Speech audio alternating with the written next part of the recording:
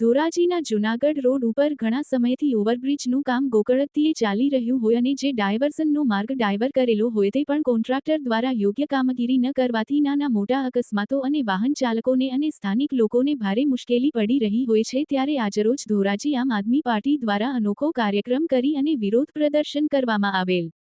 Dhoraji Junagadh road અતિ બિસ્મારને લઈ આપ પાર્ટીનો આશ્ચર્યજનક કાર્યક્રમ આપ પાર્ટીના કાર્યકરો દ્વારા સૂત્રોચ્ચાર કરી રોડ બંધ કરી રોડ સમાધિ લીધી। આપ પાર્ટી દ્વારા રોડ ઉપર બેસી શરમ કરો રોડ સારા કરો ના સૂત્રોચ્ચાર કર્યા। આપ પાર્ટી દ્વારા જૂનાગઢ તરફ જવાનો રસ્તો બંધ કરતા પોલીસ પહોંચી ધોરાજી પોલીસે આપ પાર્ટીના 3 કાર્યકરોની અટકાયત કરી। આપ પાર્ટી દ્વારા રોડ રસ્તા ઘણા સમયથી ખરાબ હોય રોડ રસ્તા સારા કરવા રોડ ઉપર બેસી ધરણા કરતા પોલીસ 3 આપ કાર્યકરોની અટકાયત કરી રોડ ખુલ્લો કરાયો। વિપુલ ધામેચા ન્યૂઝ 14 ધોરાજી।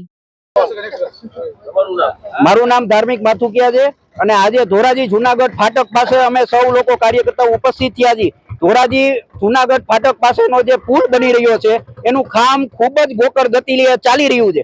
અનેકવાર રજૂઆતો કરી તથા એનો જે વૈકલ્પિક રસ્તો કાઢવામાં આવ્યો છે ને એકદમ કાચો છે ને આ વર્ષ દિવસ સુધી રજૂઆતો કરી છતાં પણ આજ દી સુધી કોઈ નિરાકરણ નથી આવવામાં આવ્યું। સાહેબ આ મુખ્ય માર્ગ છે ધોરાજીનો, અહીંયા ઘણા બધા પ્રવાસીઓ પસાર થાય છે, દવાખાને જવા વાળા પસાર થાય છે, ઘણા બધા લોકો અહીંથી પસાર થાય છે, રોજ હાલાકી ભોગવવી પડે છે, કારખાના વાળા પસાર થાય છે એમને પણ ખૂબ હાલાકી ભોગવવી પડે છે।